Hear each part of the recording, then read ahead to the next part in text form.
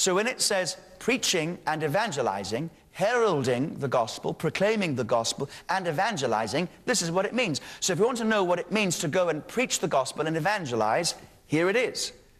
Preaching and answering questions, verses 4 to 18. Bringing peace, verses 22 to 25.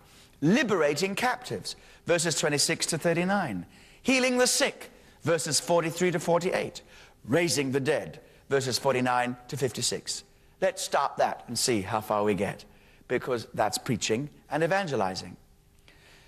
It's the same with the other Gospels. In Mark, for example, he begins his account by describing one day in the life of Jesus. Verses 21 to 34 show that a typical day in Jesus' ministry is he preaches in the synagogue, verses 21 to 22. He delivers a captive, verses 23 to 26. He heals the sick, verses 29, 31, and 34. He casts out demons. Preaching, delivering, healing, casting out demons. Preaching, healing, delivering, casting out demons. That's an average day. That's what you know, a plumber gets up in the morning, goes out, plumbs his house, comes back again. This is what Jesus is. Got up, went out, preached, healed, delivered. Preached, healed, delivered. That's the ministry of Jesus. That's his mission.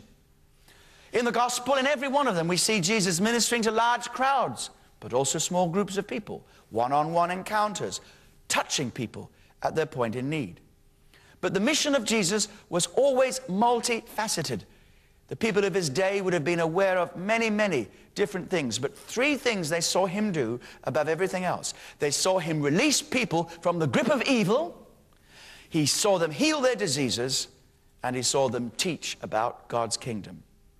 And all of these three things, preaching, healing, and delivering, he was showing them the love and the glory of the living God. So, number one, the Son breaks evil power. In the rule of God, in that seminar, we're teaching on the righteousness of God, how it's arrived in the person of Jesus Christ. Now, everything that Jesus did by way of victory over the enemy was achieved at the cross. That's true. But there were many early rounds in this battle that were won by Jesus, by his perfect submission to the Father throughout all of his life and in his mighty works, which demonstrated his unique authority, the presence of the kingdom, and the destruction of the enemy's kingdom. As soon as Jesus was born, Satan recognized him as a future conqueror, and so he tried to defeat him from the very beginning. He attacked Jesus through the slaughter of the Bethlehem children. He attacked Jesus in the wilderness temptations.